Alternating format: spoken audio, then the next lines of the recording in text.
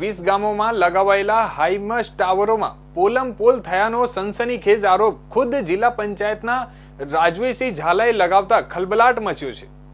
ગીર સોમનાથ જિલ્લાના 6 તાલુકાના આશરે 20 જેટલા ગામોની અંદર જિલ્લા પંચાયતની 10% નાણાં પંચની ગ્રાન્ટમાંથી હાઈમસ ટાવર લગાવવાની કામગીરી કરવામાં આવી છે। જો કે કામગીરી પૂર્ણ થયા બાદ જિલ્લા પંચાયતના ઉપપ્રમુખ રાજવીરસિંહ ઝાલાને જાણ થાય કે તેમના જ ગામની અંદર લગાવાયેલા ટાવરમાં પોલમ પોલ થયું હોવાનું સામે આવ્યું છે। રાજવીરસિંહ ઝાલાનું કહેવું છે કે નબળી કક્ષાનું મટીરિયલ વપરાયું છે। એટલું જ નહીં, સમગ્ર ગામમાં અધિકારીઓની મિલીભગત હોવાનું રાજવીરસિંહને જાણવા મળતા ડીડીઓને પત્ર લખ્યો અને આ સમગ્ર મામલો જિલ્લા પંચાયતની મળેલી સામાન્ય સભામાં પણ આ મુદ્દો ઉઠાવ્યા બાદ ડીડીઓ તેની તપાસ હાથ ધરી છે।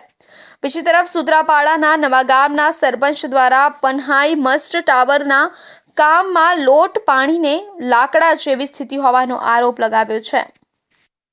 ગીર સોમનાથ જિલ્લા પંચાયતના નાણાં પંચના 10%ની ગ્રાન્ટમાંથી જિલ્લાના ટોટલ 20 ગામની અંદર હાઈમસ ટાવર માટેની ફાળવણી કરવામાં આવી હતી। એ કામ કોઈ આરટીસી ઇન્ફ્રાસ્ટ્રક્ચર તાલાડા એ કંપનીને મળેલું હતું।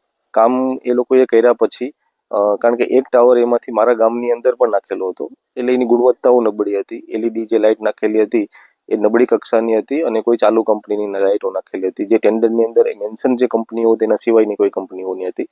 એટલે આપણે એ જિલ્લા પંચાયતની અંદર અધિકારીઓના ધ્યાનમાં અને જિલ્લા વિકાસ અધિકારીની ધ્યાનમાં વાત મૂકેલી હતી।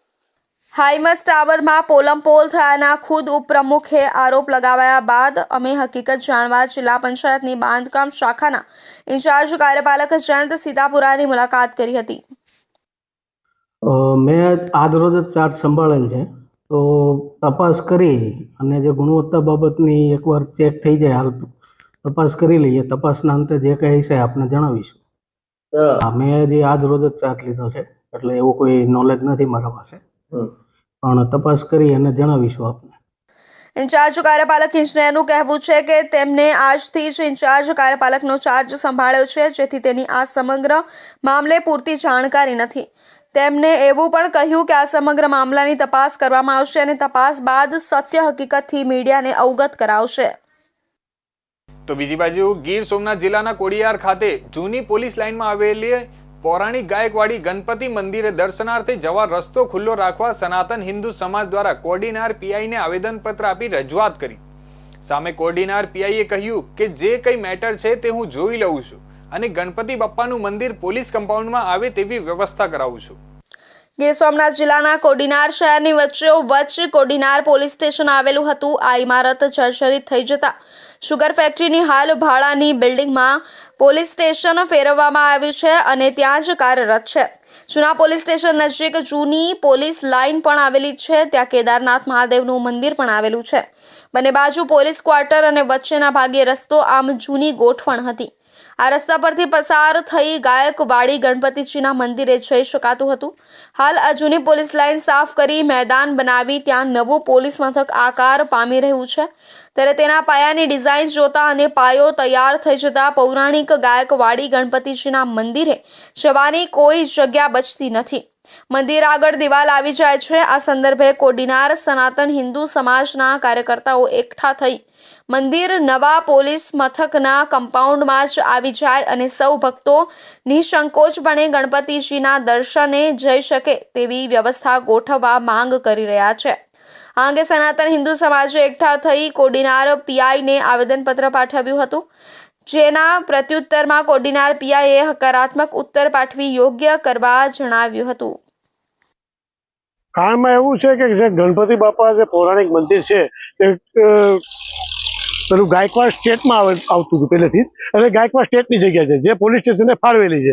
એમાં જે મંદિર છે એમાં પોલીસ સ્ટેશન બનાવે છે, કમ્પાઉન્ડ વોલ બનાવે છે। એ કમ્પાઉન્ડ વોલ એટલે મંદિર આખું ઢકાઈએ છે, ભક્તજનો જવું કેમ, અને એ મંદિરને કદાચ વોલ ન બનાવે અને કમ્પાઉન્ડ વોલમાં પરિસરમાં લઈ લે પોલીસ સ્ટેશનમાં ખુલ્લું રાખવા માટેની આ આવેદનપત્ર છે। તો આગળની પ્રોસેસ જોશું, કઈ રીતે લોકો હડતાલ કે આપણે કહી શકીએ કે ગાંધીજી માર્ગે જશું એટલે બધા ભક્તજનો સાથ સહકાર દેશે। અત્યારે દેશમાં જે સનાતની સંસ્કૃતિ જાળવી રાખવા માટે બધા કરે છે એ કરશું। વર્ષો પહેલા કોડીનાર શહેર જૂના ગાયકવાડ સ્ટેટમાં આવતું હતું। કોડીનાર નગર ફરતે કોટની સંગ હતી. આ દિવાલમાં વર્તમાન ગાયકવાડી ગણપતિ સ્વયંભૂ પ્રગટ થયા હોવાની લોક વાચકા છે. આજે પણ સેંકડો ભક્તો આ ગણપતિજીની પૂજા આરતી અને દર્શન કરવા નિયમિત રીતે આવે છે. હવે જો નવું પોલીસ મથક બને અને ગણપતિ મંદિરે જવાનો રસ્તો બંધ થાય તો મંદિરે જવું ક્યાંથી, તે યક્ષ પ્રશ્ન બન્યો છે.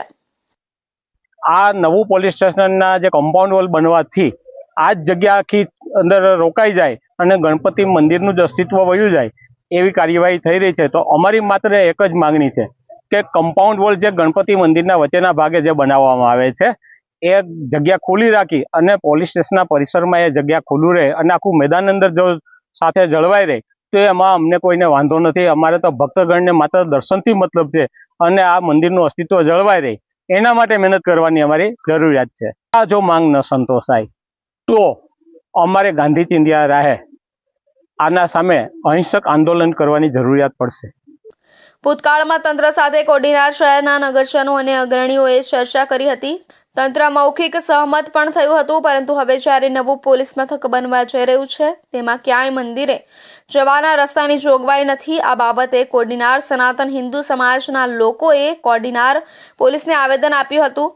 કોડીનાર નગરજનોની માંગણી નહીં સ્વીકારાય તો હિન્દુ સમાજ આગળ જતા ગાંધી ચિંધ્યા રાહે આંદોલન કરશે તેવું આવેદનના અંતમાં જણાવાયું છે.